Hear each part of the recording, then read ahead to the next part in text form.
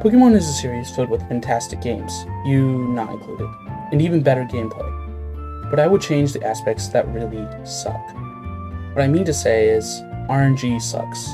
Well, in specific, RNG that plays a large factor on whether you win or lose a battle makes some battles feel like a casino rather than a strategy game. If something in a battle robs the player of a turn, just isn't fun.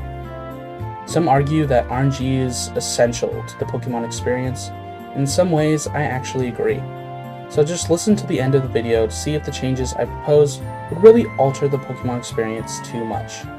For reference, I have played through every main series Pokemon game, excluding Legends Arceus, which I never bought, and Scarlet Violet, which I got about halfway through before I concluded it wasn't worth my time. I have played Pokemon for a large majority of my life and often play on Pokemon Showdown, so I would consider myself pretty knowledgeable on game mechanics. With all that said, let's get into the things I would change about the randomness in Pokemon. The first and biggest change I would make to Pokemon would be a change to status effects, or more accurately, a nerf to status effects. In the game, there are 6 major status conditions: paralysis, burn, frozen, poisoned, badly poisoned, and sleep. As I said earlier, I have never played Legends Arceus, so I don't really want to comment on Frostbite or Drowsy. Paralysis currently slows the paralyzed Pokemon to half their current speed stat, and has a 25% chance to make the Pokemon do nothing on their turn.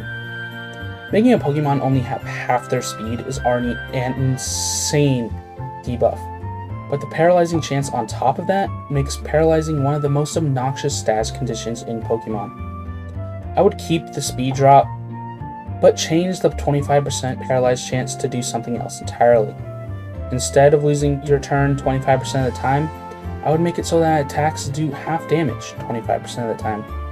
This means that you will never get paralyzed out of using a status move like Protect or Recover, and can still disrupt the opponent with a bit of damage instead of doing nothing at all. Burn is the next that needs a change. Currently, it does 1/16 of your health at the end of your turn, and halves your physical attack stat. Getting a burn on a physical sweeper basically makes them completely useless, and being on the receiving end of that interaction is super frustrating. So to fix this, I would change the halving of a physical attack to 3/4 instead. This would make it so physical attackers can still function after being burnt, but are still limited by the condition, just to a lesser degree. In my opinion, poisoned and badly poisoned are relatively well balanced and can stay the way that they are. Freeze and sleep, on the other hand, could do with some changes. Freeze currently makes it so you have a 20% chance to break free, while sleep is released after 1 to 3 turns. This means that a frozen Pokemon could, if they were unlucky, be permanently frozen with no way out. I would change freeze so that the frozen target gets 1.5 times physical and special defenses while frozen, and is always frozen for 2 turns. This makes it distinctly different from sleep, and won't feel as punishing when you randomly get frozen. The defensive stat changes also make sense, because when a Pokemon is frozen, it literally shows them encased in ice, and if that doesn't lower the power of attacks, I don't know what would. I would change sleep so that you always sleep for 2 turns unless you are hit by an attack, in which case you instantly wake up. However, after your sleeping Pokemon wakes up, they can't be slept again for 2 turns after they wake up. This prevents a Pokemon from being stuck in an infinite cycle of waking up and being put back to sleep by Spore or some other sleeping move. These changes remove the randomness from sleep and freeze without harshly eliminating their utility. The second change I would make is in regards to the non-volatile status conditions, which include flinching, confusion, and infatuation. These mechanics all take away your action based on a random chance, and as a result, feel extremely unsatisfying to fight against. For flinching, I would keep its utility exactly the same for Fake Out, but for moves that have a chance to flinch like Air Slash and Dark Pulse, I would change its functionality entirely. For those moves, I would make flinch reduced damage dealt to 0.5 their normal damage on moves used the same turn, and nothing else. This makes it so you can still rely on a flinch or survivability, but you can't just roll the dice with Serene Grace to make a mon essentially invincible. Confusion is next, and honestly this status is just really frustrating and way too punishing as a whole to physical attackers. Currently, when a Pokemon is confused, it has a 33% chance to hit itself in confusion, and when it does hit itself, the game calculates damage based on your Pokemon's attack stat, not their special attack stat. Essentially, it makes your Pokemon use a typeless tackle on itself. So special attackers like Alakazam take very little damage from confusion, while physical attackers like Blaziken will shred their own HP. With this in mind, I would change confusion to do the following.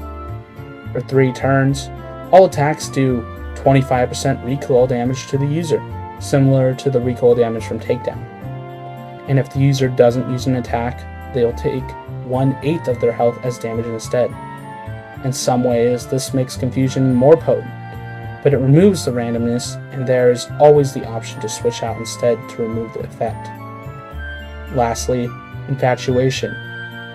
Currently, it makes it so the infatuated Pokemon has a 50% chance to not use a move at all, even when targeting a Pokemon isn't infatuated with, say in a double battle. Instead, I would change it so that the infatuated Pokemon does half damage to the Pokemon it is infatuated with, but can act normally outside of that. I know that was kinda a lot, but with all of those changes, the randomness from status conditions would be greatly lessened, and the game, in my opinion, would be more fun as a result. I still think moves should have a random chance to burn, paralyze, or anything else. I just think that the status effects themselves should be less potent as a whole. There are 2 more major sources of randomness in Pokemon battling that can greatly influence the outcome of a fight, and I am sure that you can guess what those sources of randomness are. The first is missing moves. Missing a move sucks, and it really took a while for me to think of a solution for what I could change to make a miss less punishing. I would change it so that instead of moves missing, they do half damage and can't trigger any secondary effects. For example, say a Raichu uses Thunder and it misses. The Thunder would instead be 55 power and have no chance to paralyze. Now, I won't say this change has no flaws, and there might need to be some reworking of moves, but I think this is far more interesting and would open up people to using moves like Blizzard or Fire Blast over safer moves like Flamethrower and Ice Beam. The last change I propose to eliminate the worst of RNG from Pokemon battles is the infamous critical hit. In current generations, a normal move has a 1 in 24 chance, or about a 4% chance to crit, and does 1.5x damage while ignoring defensive stat raises. I think that critical hits are very important to prevent stacking defense boosts becoming the best strategy, and I want to lean into that. I would change critical hits to instead hit at a 1 in 8 chance, or about 12.5% of the time, and reduce the damage they deal to 1.2x while retaining their ability to ignore defensive stat boosts from the opponent. This would make it so crits are less potent for generating one-shots out of nowhere, and instead shifts their usability to breaking tanky Pokemon. By changing how status effects function, reducing the punishment for missing a move, and lowering the potency of critical hits, RNG is drastically reduced in Pokemon battles, and a more strategic approach can be taken. In no way do I think that the changes I propose are the best solution to these problems, and I am sure that some of them have flaws that I can't think of, but I for one would love to see a Pokemon game with these changes in place. I have plenty of other ideas on how to change other games, as well as other ways I would alter Pokemon games outside of what I mentioned in this video, and we'll be making more videos about those. So if you watched all the way through, I would really appreciate it if you subscribed. This is my first video after all, and I would love to see everyone's feedback. I hope you all enjoyed, and I'll see you in the next video.